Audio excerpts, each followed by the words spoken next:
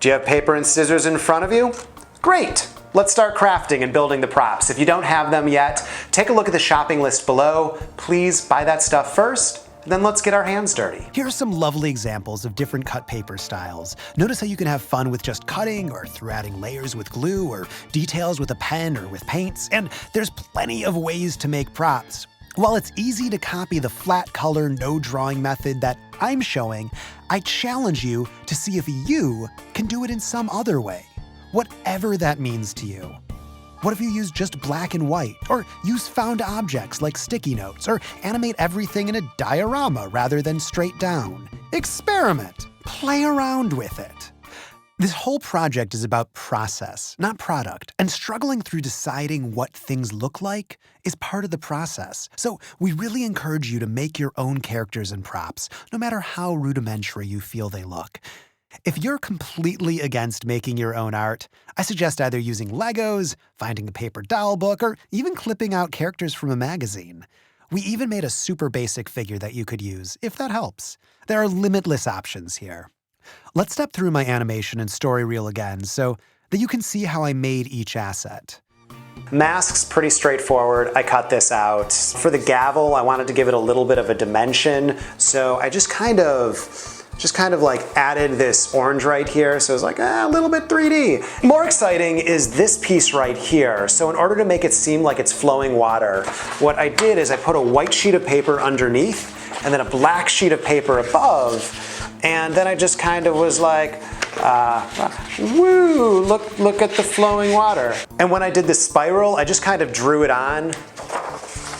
In the end, it just looked like this, but I just did it like one frame at a time, so it was like, draw a little, click, draw a little, click, draw a little, click. And I just kind of moved it. This isn't rocket science.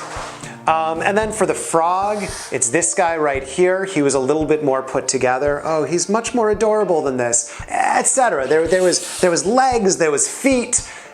You can do this. Like, I'm just showing you, these are little circles and little squares. Like, it doesn't take much. If you're making people, think in terms of shapes instead of stick figures. The body is a circle, not a stick. Think of how to separate any part that moves like a paper doll. Always draw it first, normally color it in before cutting, and then cut. This is Arts and Crafts 101 right here. Try breaking down whatever you're making to a bunch of simple shapes. If you want to focus your energy on one section, I suggest putting as much love as possible into the eyes. Notice that I kept my background super simple to save time. If you want to paint elaborate backgrounds, go for it. Some of you might notice that I kept the whole piece to 4 colors. I thought it would look better that way. Limiting your palette is an easy art decision you can make at the get-go. Think of using all fall colors or all shades of gray. These are all personal choices. Finally, you're going to want to think about scale. You're going to see that your canvas is smaller than one 8.5 by 11 sheet of paper. So go ahead and draw your assets to fit inside of that size happily together. You'll want to make your background bigger than 8.5 by 11. It's never good seeing the table underneath at the edges because your background was too small. If you're not sure how big to make it, put your camera on the tripod and then look at the props and backgrounds through the lens. Is it the right size? Great! You figured it out. And if you're pressed for time, get some help working on your props, or don't make the entire 30 seconds, just make a part of it.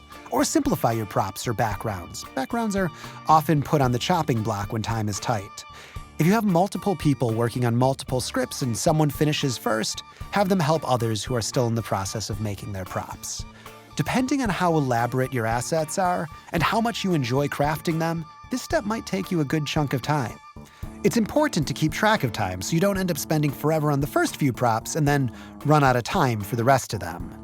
When you finish the props, make sure to put them in the order you're going to be shooting them in. That way you can quickly swap them out. I like to make a little pile for each shot. If you have enough table space, it's nice to put them in a row. If you're doing it over multiple days, it's good to separate the props for each shot into their own envelope or bin. Otherwise, it becomes one big hunt to find what goes where. All right, now get drawing and cutting. When all your assets are cut, glued, finished, embellished, we'll see you in the next video.